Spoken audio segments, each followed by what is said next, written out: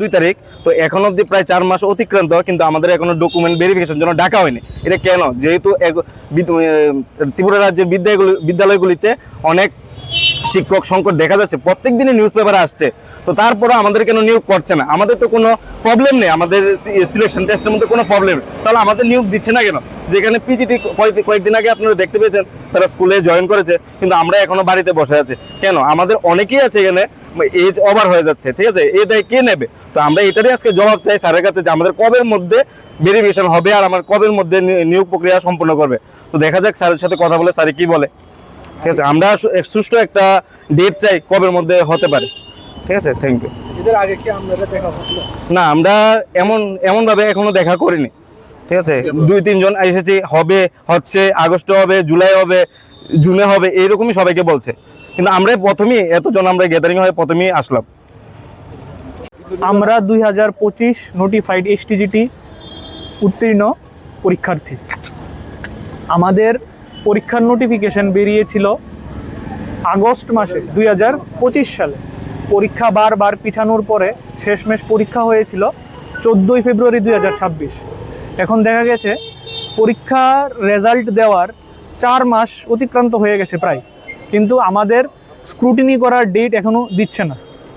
এইদিকে এসটিজিটি এবং এসটিপিজিটি দুইটা পরীক্ষারই নোটিফিকেশন প্রায় একই সঙ্গে বেরিয়েছিল, কিন্তু এসটিপিজিটি শিক্ষকরা অলরেডি বিদ্যালয়ে কর্মরত, আর আমরা এখনও বেকার।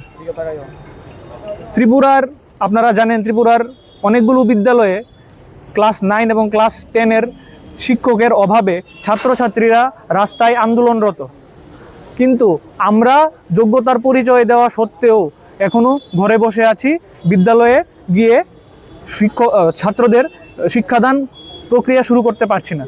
তো আমাদের শ্রদ্ধেয় শিক্ষামন্ত্রী এবং পিআরবিটি চেয়ারম্যানের কাছে এটাই নিবেদন যে আমাদের নিয়োগ প্রক্রিয়া তাড়াতাড়ি সম্পন্ন করে আমাদের যাতে বিদ্যালয়ে জয়েন করার ব্যবস্থা করে দেওয়া হয়, যাতে রাজ্যের ছাত্রদের সমস্যা এবং বেকার সমস্যা উভয়ই নিরসন হয়।